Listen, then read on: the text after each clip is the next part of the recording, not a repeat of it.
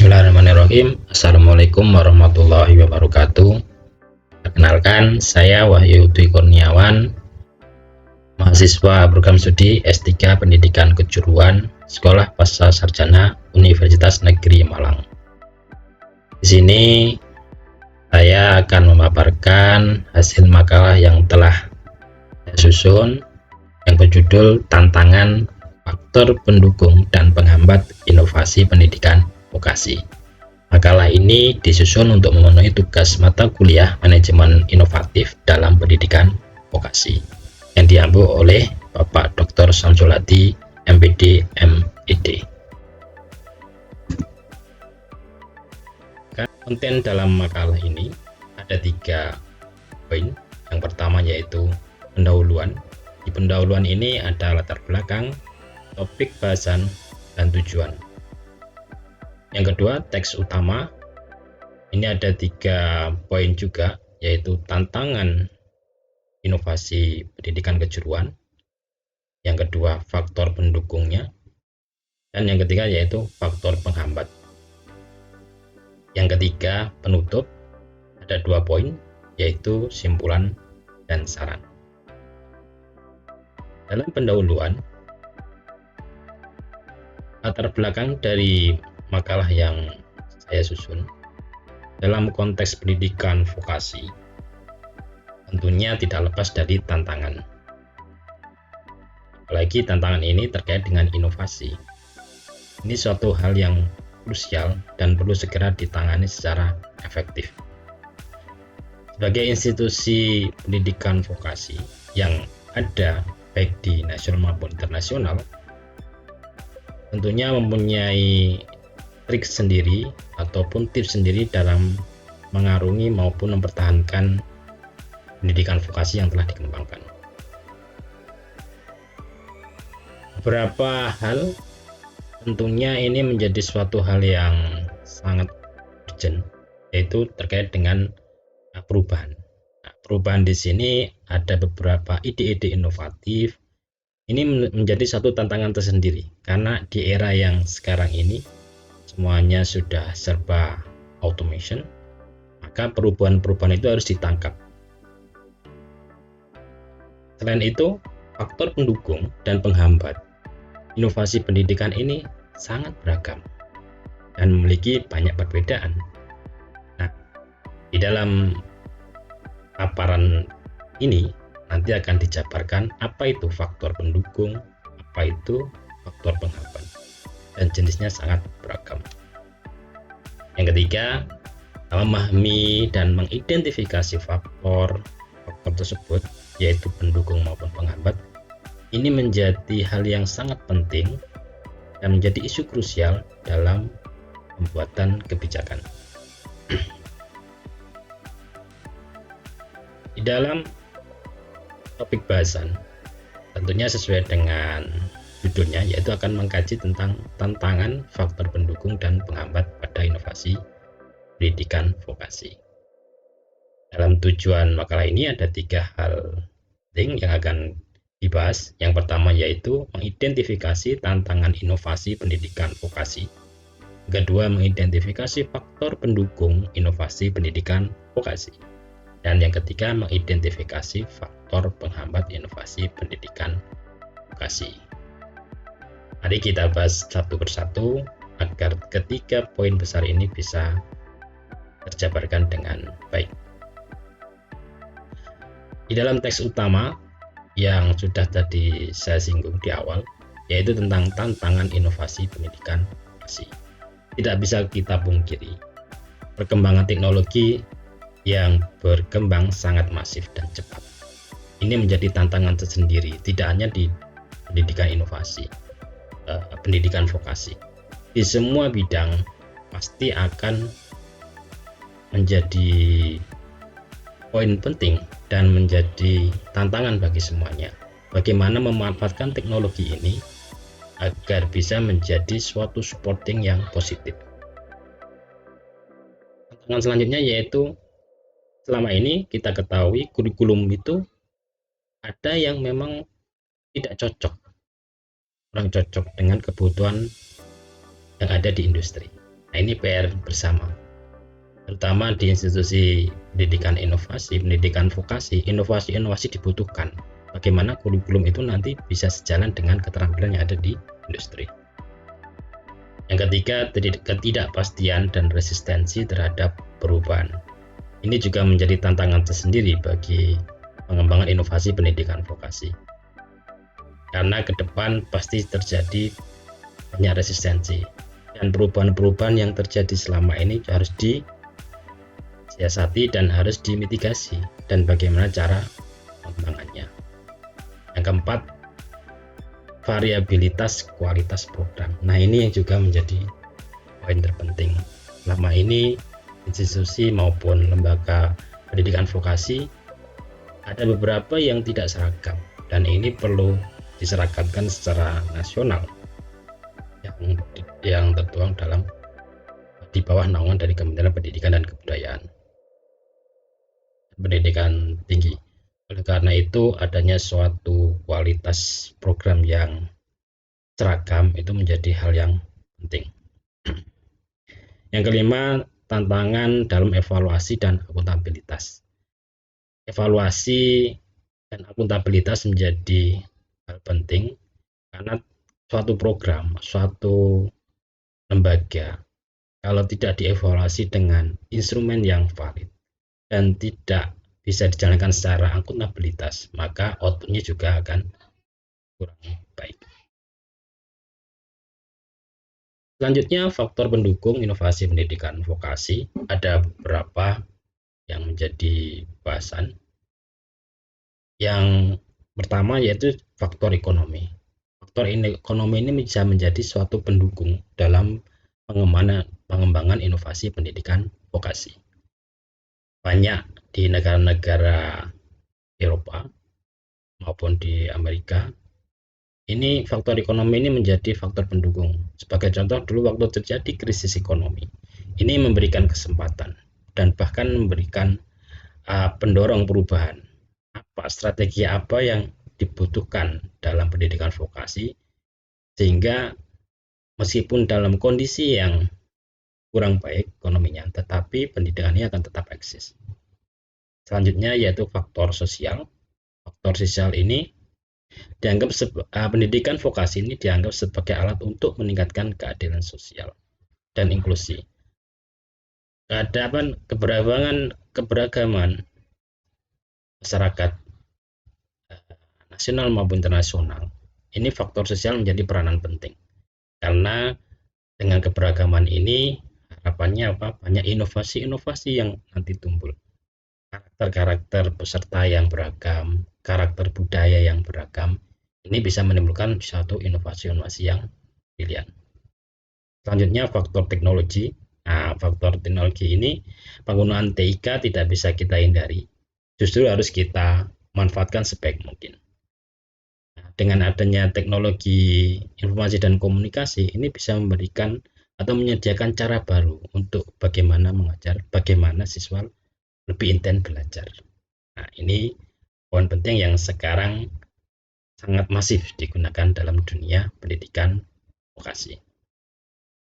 Faktor politik juga mempengaruhi, dan ini menjadi faktor pendukung juga karena dorongan politik yang kuat, dan ada faktor-faktor yang lain dan tentunya dengan terkait dengan kebijakan. Ini dari bidang politik, dari atas ke bawah untuk mengatasi banyak hambatan. Karena hambatan-hambatan tertentu itu bisa teratasi dengan atau jalan dari bidang politik. Maka faktor politik itu menjadi satu faktor pendukung inovasi pendidikan vokasi. Bukti penelitian ini juga menjadi faktor penting. Karena apa?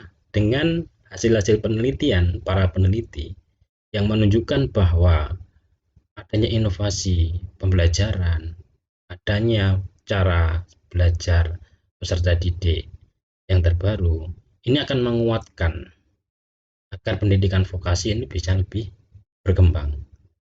Nah, dibutuhkan hasil-hasil atau hasil-hasil penelitian yang nanti dijadikan sebagai rujukan dalam inovasi pendidikan vokasi.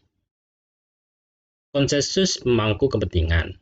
Nah, ini Konsensus ini menyeluruh mengenai perlunya mencoba formula dengan suatu konsensus. Maka diharapkan apa? Ada formula baru yang memfasilitasi bahwa ini perlu dipakai, ini perlu digunakan. Sehingga sangat penting bahwa konsensus pemangku yang dilakukan oleh pemangku kepentingan ini bisa mensupport adanya inovasi pendidikan vokasi. Selanjutnya yaitu lembaga pendukung inovasi. Ini sangat dibutuhkan karena dengan dukungan dari beberapa lembaga yang terkait dengan pendidikan, khususnya pendidikan vokasi, ini sebagai supporting bahwa nanti dalam pengembangan inovasi menjadi lebih teratur. Selanjutnya sumber daya keuangan. Terkait biaya perlu kita bisa ketahui bersama, kegiatan apapun pasti butuh biaya. Inovasi pendidikan vokasi juga tentunya butuh biaya. Nah, biaya yang tersedia ini menjadi faktor support juga, faktor pendukung. Karena dengan tahapan inovasi mulai dari perencanaan nanti sampai pelaksanaan di lapangan sampai evaluasi pastinya butuh dana. Yang terakhir yaitu kapasitas berinovasi. Kapasitas ini tentunya bagaimana manajemen dalam pengelolaan dan mengarahkan proses ini menjadi hal yang penting. Karena apa? Dengan kapasitas yang bagus, manajemen yang bagus, maka inovasi-inovasi ini bisa tumbuh dengan baik, khususnya dalam pengembangan pendidikan vokasi. Setelah kita membahas faktor pendukung, tentunya ada faktor penghambat inovasi pendidikan vokasi. Yang pertama yaitu faktor ekonomi. Faktor ekonomi ini selain juga menjadi faktor pendukung, bisa jadi menjadi faktor penghambat. Biaya merupakan hambatan. Ini jelas tidak bisa kita hindari lagi. Bagaimana pengelolaan atau manajemen keuangan yang baik, maka itu bisa mendukung. Tetapi bisa berlaku kebalikannya. Kalau tidak dikelola dengan baik, maka justru menjadi penghambat. Faktor selanjutnya yaitu inovasi jangka pendek dengan mengorbankan visi jangka panjang. Ini yang beberapa pemangku kebijakan pernah juga atau ada yang melakukan, dan ini sangat merugikan bagi inovasi pendidikan vokasi. Selanjutnya faktor sosial. Faktor sosial ini termasuk isu-isu yang terkait dengan demografi. Contohnya penurunan tenaga kerja. Ini menjadi faktor penghambat juga. Karena apa? Dengan usia tenaga kerja yang sudah relatif menua, tanpa adanya regenerasi, ini juga bisa menghambat jalannya pengembangan inovasi pendidikan vokasi. Menyambung dengan faktor sosial yaitu tantangan demografi. Ini terkait tidak hanya dari tenaga kerja tetapi dari sisi pelatihnya atau trainernya. Ini juga mengalami penuaan dengan cepat. Kalau ini tidak segera diatasi menjadi faktor penghambat juga. Oleh karena itu regenerasi menjadi suatu hal yang wajib dilakukan. Selanjutnya kurang kejelasan dan peningkatan kapasitas pemangku kepentingan. Banyak beberapa pemangku kepentingan yang tidak mengatasnamakan negara atau mungkin skala luas, tetapi lebih dalam kepentingan golongan maupun pribadi.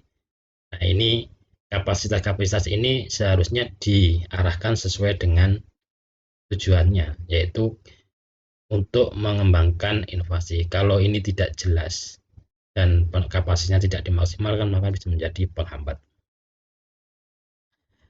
Selanjutnya yaitu kelelahan inovasi. Ini suatu hal yang alami bahwa di dalam suatu negara, apalagi pergantian kepemimpinan, atau mungkin yang kita ketahui paling mudah ya kita alami bersama yaitu pergantian menteri.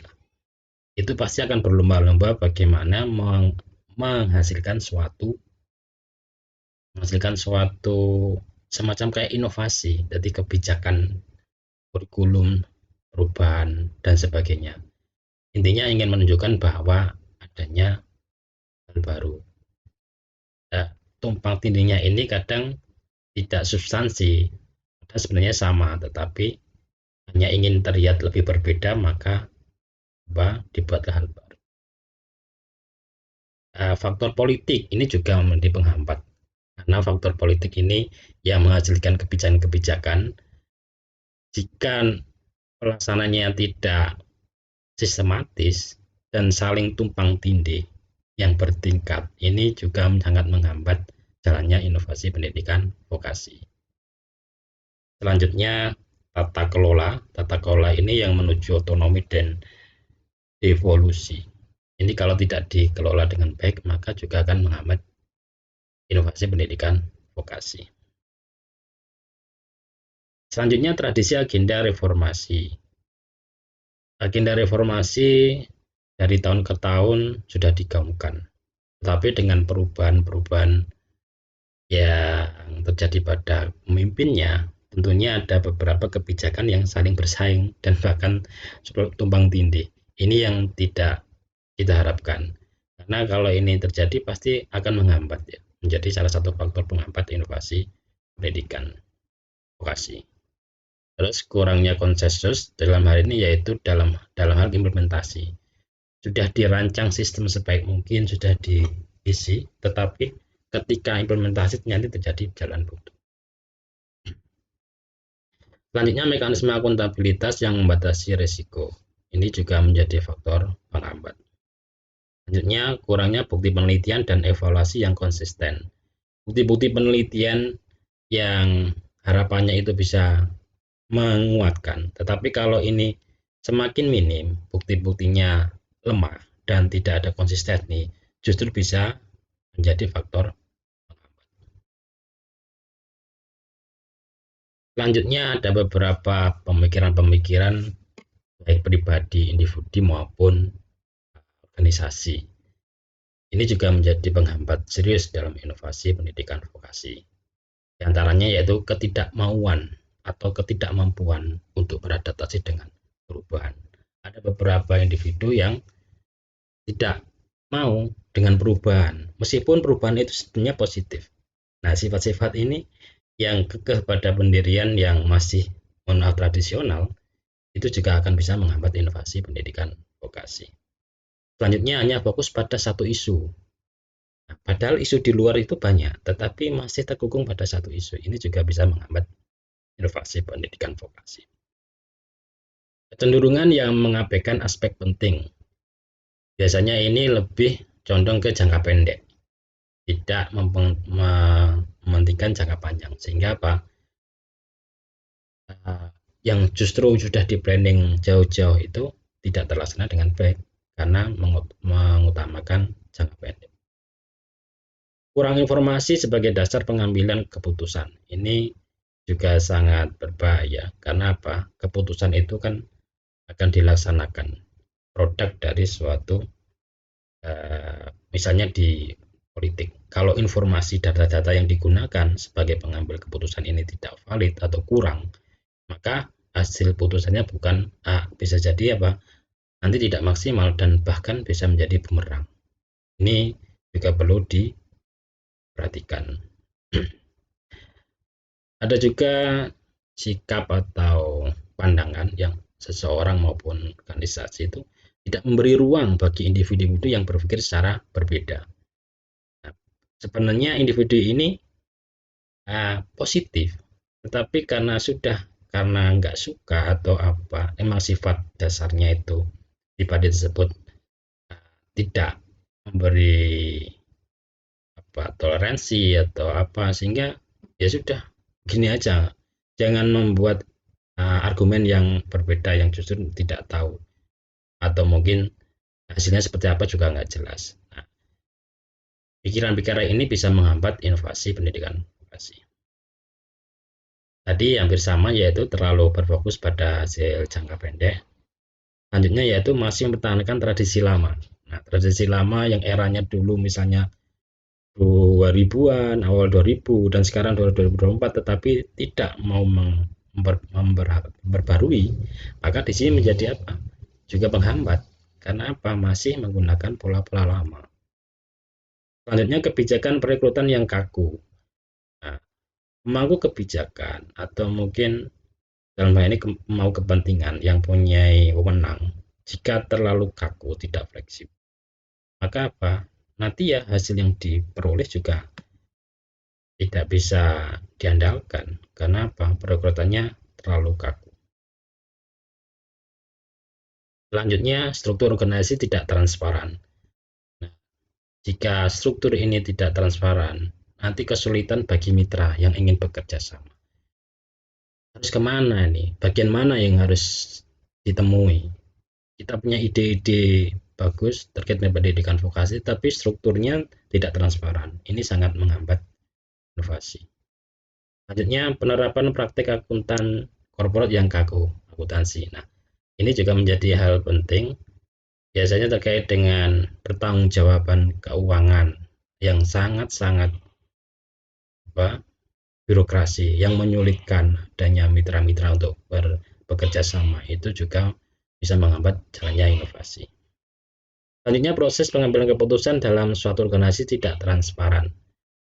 Jika suatu organisasi tidak terbuka dan hanya dipegang pada seseorang atau one man show, ini sangat merugikan organisasi tersebut. Karena apa? Keputusan-keputusan itu bukan berdasarkan diskusi bersama, tetapi apa? Berdasarkan pandangan personal. Ini juga bisa sebagai faktor. Struktur dan proses birokrasi dalam suatu organisasi menjadi tidak efisien dan efektif. Ini tentunya menjadi salah satu dampaknya. Jika tidak transparan, tidak akuntabel, maka apa? Ya pasti jalannya organisasi tersebut, khususnya dalam bidang pendidikan vokasi, bisa tidak efisien dan tidak efektif. Ini masih rangkai, yaitu struktur dan proses birokrasi yang tidak efektif. Selanjutnya, infrastruktur yang tidak mendukung tujuan. Infrastruktur ini dikembangkan agar mensupport tujuan, prosesnya sampai hasil akhirnya itu harapannya sama. Tetapi kalau tidak sesuai, bahkan tidak mendukung, tidak mencapai tujuan, menjadi penghambat. Ini menjadi perhatian yang harus diantisipasi. Selain itu juga tidak mengintegrasikan kemampuan dan sumber daya yang dimiliki.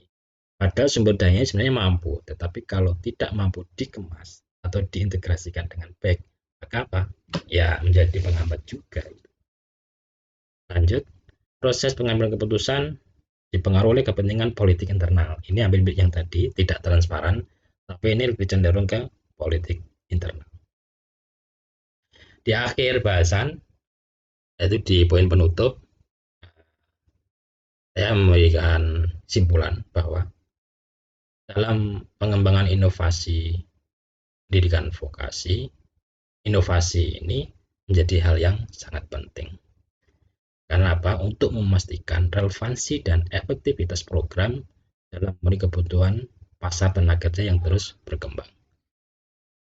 Tanpa adanya inovasi, maka pendidikan vokasi akan tenggelam. Oleh karena itu, inovasi-inovasi dibutuhkan. Orientasinya apa? Karena ini terkait dengan vokasi, maka pemenuhan kebutuhan tenaga kerja harus sinkron. Di sini kebutuhan dari industri mintanya A, maka inovasinya harus mengarah ke A. Jangan justru ke B dan seterusnya.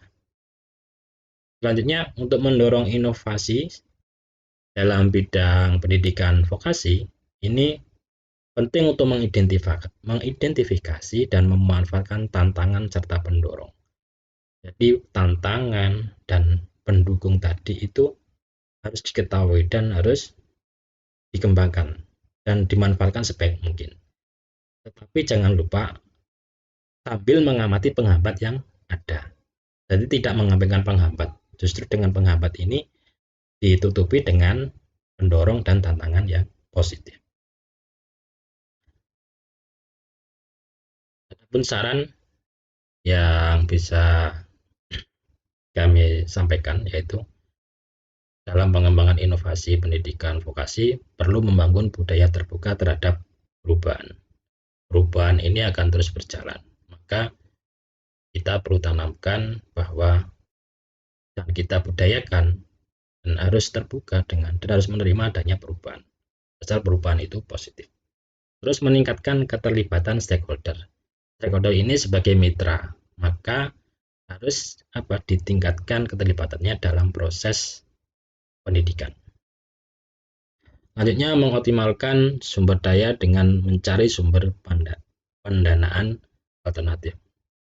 Jadi terkait dengan anggaran, jangan tertumpu pada satu poin, tetapi ada banyak alternatif yang bisa dipakai agar jika di sumber satu itu terhambat, bisa pakai sumber yang lain. Selanjutnya, menyederhanakan struktur birokrasi. Struktur birokrasi yang panjang, rumit, bertele-tele itu perlu kita pangkas. Harapannya apa? Dengan struktur yang ringkas, itu bisa memberikan efek yang positif. Dalam hal ini apa? Dalam pengembangan dunia pendidikan vokasi, inovasi, kalau ada mitra kerjasama itu bisa mudah untuk dirangkul. Selanjutnya, peningkatan program pelatihan untuk pendidik. Pendidik ini perlu adanya update dalam bidang keterampilan, baik keterampilan pedagogiknya maupun dari keterampilan skillnya. Nah, oleh karena itu perlu ditingkatkan. Pemangku kebijakan perlu memastikan adanya standarisasi kualitas program pendidikan dengan standarisasi yang ditetapkan dan ini sudah tervalidasi. Hingga harapannya apa? Nanti lembaga-lembaga institusi yang terkait itu bisa mudah untuk mengukurnya karena sudah ada standarnya. Terakhir, tentunya membangun sistem evaluasi dan akuntabilitas yang efektif. Dengan sistem yang akuntabel dan evaluasi yang berjenjang, harapannya maka lembaga pendidikan vokasi dan tentunya ini bisa mensupport adanya inovasi pendidikan vokasi. Demikian paparan makalah dari saya. Mohon maaf jika ada kekurangan. Terima kasih. Saya akhiri. Assalamualaikum warahmatullahi wabarakatuh.